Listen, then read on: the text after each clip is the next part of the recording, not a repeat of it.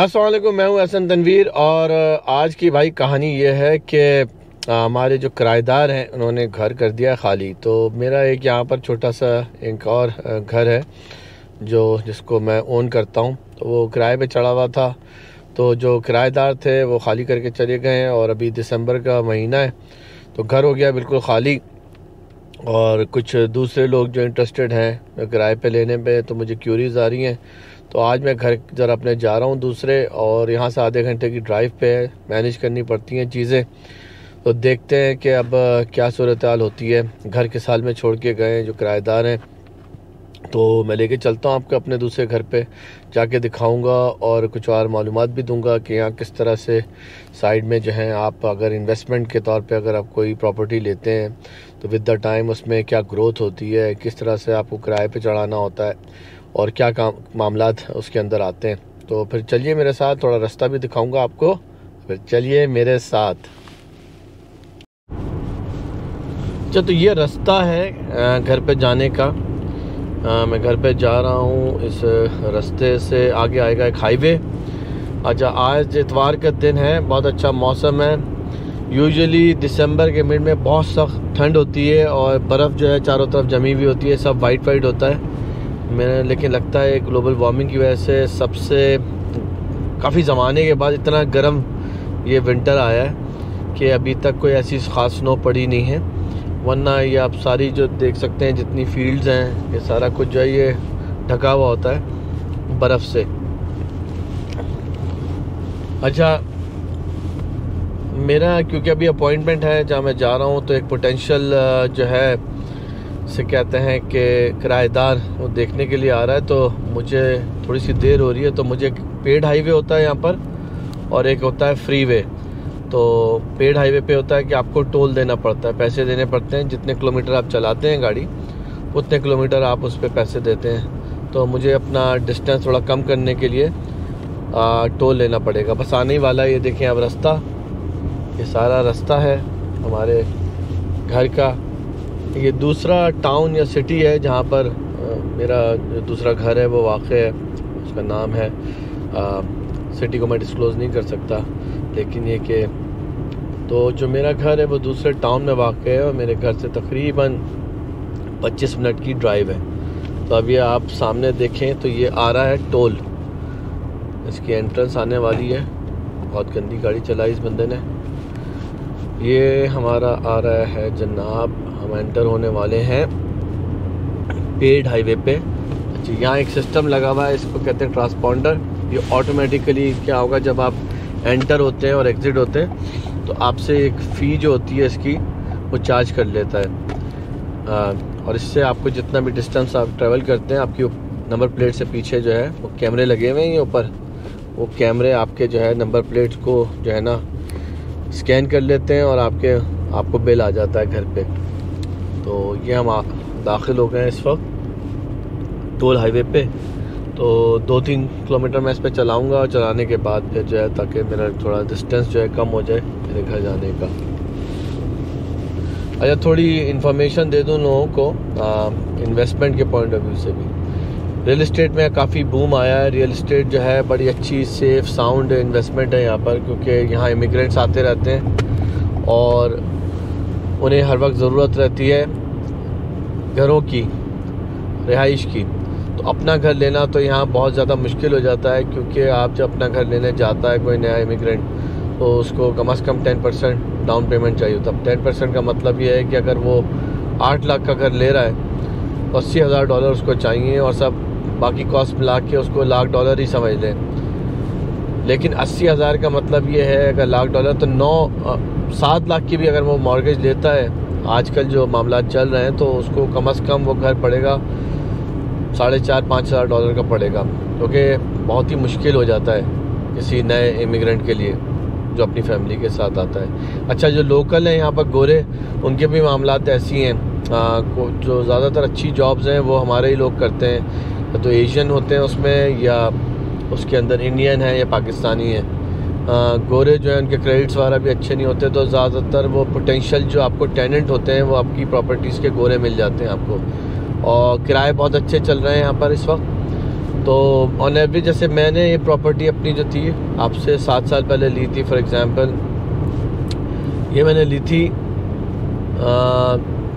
$3 लाख के अंदर, $2,70,000 की ली थी। आज के उसमें आप पाकिस्तानी समझ लीजिए 5 करोड़ रुपए, और अब इसकी वैल्यू हो गई है तकरीबन 7, अभी इसकी वैल्यू हो गई थी $9 लाख तक चला गया था, लेकिन मार्केट यहाँ नीचे आ गई है, थोड़ी करेक्शन हो गई है। तो अब इसकी आजकल की थोड़ी मार्केट जो थोड़ी सी गिर गई है, उसमें भी इसकी मार्केट जो वैल्यू है वो है $7.5 लाख, तो जो कि पाकिस्तानी समझने आप बन जाते हैं मेरे ख्याल में अराउंड 13 करोड़ रुपए। तो ये है कि वक्त के साथ साथ आपका जो है ये पे ऑफ होता रहता है। आपके जो टेनेंट हैं वो आपको पे करते रहते हैं रेंट, और प्रॉपर्टी जो है वो आपकी एक एसेट बन जाती है, जिसे आप जब रिटायरमेंट के करीब हों तो उस वक्त आप सेल आउट कर सकते हैं और उस पैसे को आप यूटिलाइज कर सकते हैं किसी और इन्वेस्टमेंट में, या अपने गुजारा करने के लिए उस वक्त जब आप रिटायर होते हैं। या आप उसको अगर पे ऑफ हो जाए और आपको अच्छा रेंट दे रही है तो आपकी एक तरह से वो रेंटल इनकम हो जाती है। तो बड़ी सेफ़ और बड़ी ज़बरदस्त इन्वेस्टमेंट होती है, लेकिन ज़ाहिर है कोई चीज़ आसान नहीं होती, आपके लिए उसके लिए बहुत हार्ड वर्क करना पड़ता है, क्योंकि आप उसके ज़िम्मेदार होते हैं, आपको उसको मैनेज करना होता है, उसकी पेमेंट्स, उसके टैक्सेस, उसके बिल्स। जब वो खाली होता है तो आपको अपनी जेब से भी देना पड़ता है, जो भी उसकी मॉर्गेज होती है, लोन होता है, जो दूसरी चीज़ें होती हैं, ख़र्चे होते हैं। तो मगर ये है कि अगर आप उसको संभाल सकते हैं, अफोर्ड कर सकते हैं वक्त के साथ साथ, तो जैसे आप बैंक में पैसे रखते हैं फॉर एग्ज़ाम्पल, वो उस तेज़ी से ग्रो नहीं होता, इसमें होता है कि 10 फोल्ड हो जाती है आपकी इन्वेस्टमेंट। तो बहरहाल अब हम ये पहुंचने वाले हैं, ऑलमोस्ट रास्ते में आ गए घर के, तो बाकी मैं घर के अंदर जाके आपको फिर दिखाता हूँ। तो ये घर के अंदर हम एंटर हो गए। टेनेंट्स हमारे जो हैं, जो रह रहे थे यहाँ पहले, वो चले गए हैं छोड़ के, तो अब दूसरे लोग आ रहे हैं जो इंटरेस्टेड हैं घर को रेंट पे लेने के लिए। घर का थोड़ा सा आपको टूर करा दें।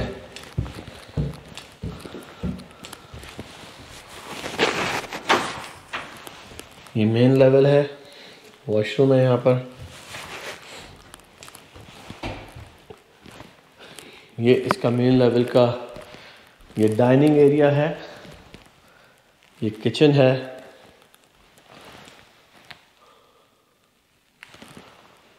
और ये इसका बैल्कनी का रास्ता है बाहर जाने का। बैल्कनी है, यहाँ से व्यू बनता है बाहर का। यहाँ पर इतना समर में जो है आप इंजॉय कर सकते हैं, यहाँ पर अपना समर का फर्नीचर डाल के आप। तो बहुत अच्छा पुरसकून सा नेबरहुड है ये।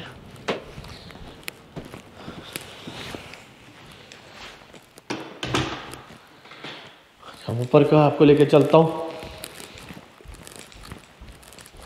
अब ये ऊपर का एरिया है, सीढ़ियाँ चढ़ के आप ऊपर जाएंगे।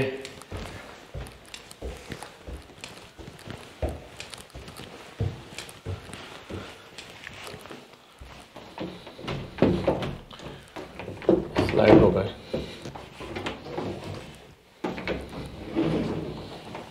ये हो गई वॉशर ड्रायर हो गए।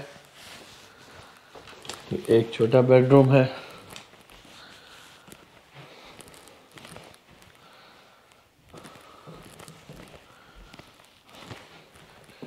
ये ऊपर का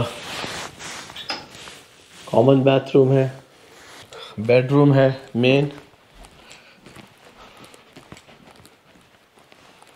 प्राइमरी बेडरूम कहते हैं इसको। अब इनकी क्लोजेट है, कपड़ों वगैरह के लिए क्लोजेट है। ये इसका अटैच बाथ है, अटैच बाथ है। तो पिछले जो टेनेंट थे उन्होंने काफ़ी अच्छा रखा हुआ था, वरना यूजुअली जो है टेनेंट बड़ा ख़राब करके जाते हैं घर को। तो ये था भाई सिलसिला इस घर का। मैंने कहा ज़रा अपने व्यूअर्स को दिखा दूँ कि यहाँ पर जो है किस तरह से जो है आप जो है इन्वेस्टमेंट करके जो है रियल इस्टेट में आप अपना साइड में एक वो कर सकते हैं। मतलब ये एक तरह का आपका रिटायरमेंट वो है। जब आप रिटायर होंगे तो जाहिर है उस वक्त जो है आपको एक अच्छा प्रॉफिट और एक अच्छी आपको जो है आप कह लीजिए कि वक्त के साथ जो ग्रोथ होती है वो मिलेगी। यानी अब हो सकता है कि ये 3 गुना बढ़ जाए जिस प्राइस में ये लिया गया था। तो ये है, बस इसको मैनेज करना पड़ता है चीज़ों को। ये आप जिम्मेदार होते हैं हर चीज़ के। अपना ख्याल रखें टेनेंट्स का, और अच्छे टेनेंट्स को आप जब भी रेंट आउट करें, अगर थोड़ा टाइम भी लग जाए तो मेक श्योर करें कि जिसको आप हैंड ओवर कर रहे हैं अपनी प्रॉपर्टी, ज़ाहिर है वो इसका ख्याल रखें, वक्त पे आपको रेंट दें, टेक केयर करें प्रॉपर्टी की, अच्छी उनकी जॉब्स हों, अच्छी उनके क्रेडिट्स हों, और अच्छा उनका जो है रहन सहन हो, अच्छे बैकग्राउंड से ताल्लुक़ रखते हों, और उनकी मतलब सारी वेरिफिकेशन वगैरह करके तो फिर आप रेंट पे चढ़ाएं और बाकी अब अल्लाह के हवाले कर दें। तो ये था सिलसिला, मैंने कहा आज आपको दिखाऊं, इस घर का टूर कराऊं। तो आप जो एक पोटेंशियल टेनेंट हैं वो देख के जा चुके हैं, तो आप देखते हैं कि क्या सिलसिला होता है। ये वीडियो पसंद आई हो तो चैनल को लाइक करें, सब्सक्राइब करें, कमेंट्स दें अपने। मिलते हैं एक नई वीडियो में बहुत जल्द। अल्लाह हाफ़िज़।